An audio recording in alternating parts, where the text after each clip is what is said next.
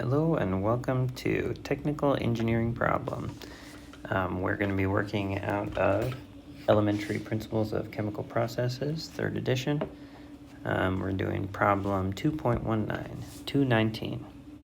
Now I'll go ahead and read the problem statement. Product quality assurance, QA, is a particularly tricky business in the dye manufacturing industry. A slight variation in reaction conditions can lead to a measurable change in the color of the product. And since customers usually require extremely high color reproducibility from one shipment to another, even a small color change can lead to a rejection of a product batch. Suppose the various color frequency and intensity values that comprise a color analysis are combined into a single numerical value, C, for a particular yellow dye. During a test period in which the reactor conditions are carefully controlled and the reactor is thoroughly cleaned between successive batches, not the usual procedure. Product analysis of 12 batches run on successive days yield the following color readings. It gives a table, 12 values. Part A. The QA specification for routine production is that a batch that falls more than 2 standard deviations away from the test period mean must be rejected and sent for reworking. Determine the maximum and minimum acceptable values of C. So let's enter in our value, our table value. It asks us to find minimum and maximum acceptable values of C. Okay, so that means we need to know what the mean is. So that's easy to do on the computer. They have a function for the mean. Otherwise, you can look up the equation for a mean, which people normally have at this point if you're studying chemical engineering. The mean is the average. Okay. Excel also has a function for the standard deviation of the sample. Okay, so now we need to know what plus 2s is.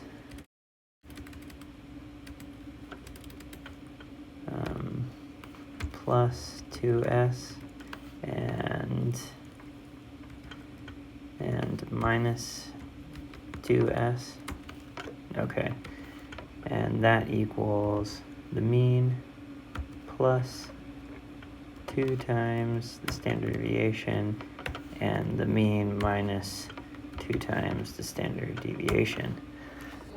Okay, so now we know that the minimum value is 71.1 and the maximum value is 75.8. Those are the maximum acceptable values of C. Part B. A statistician working in quality assurance and a production engineer are having an argument. One of them, Frank, wants to raise the quality assurance specification to 3 standard deviations, and the other, Joanne, wants to lower it to 1. Reworking is time-consuming, expensive, and very unpopular with the engineers who have to do it.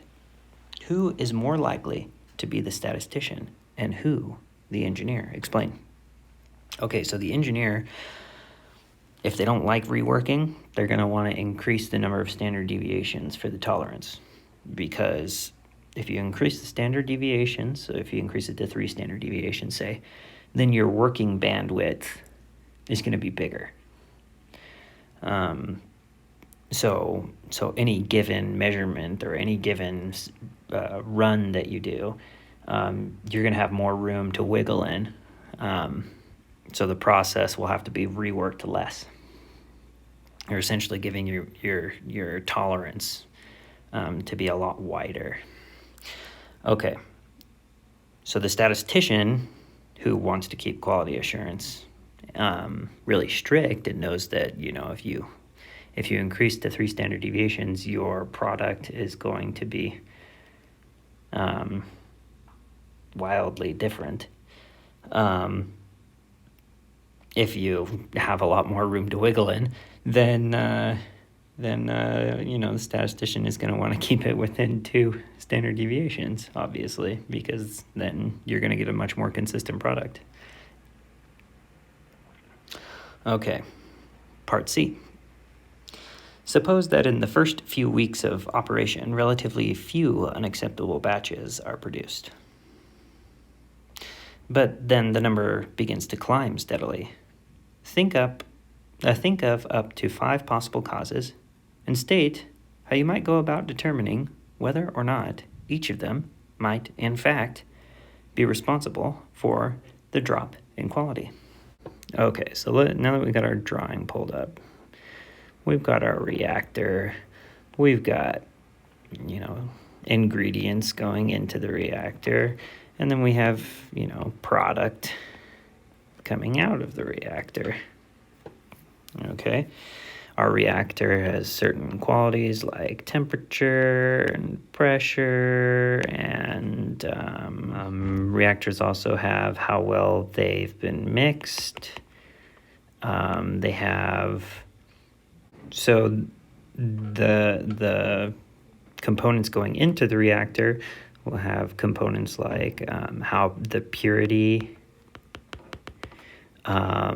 and how much, so concentration, how their flow rate,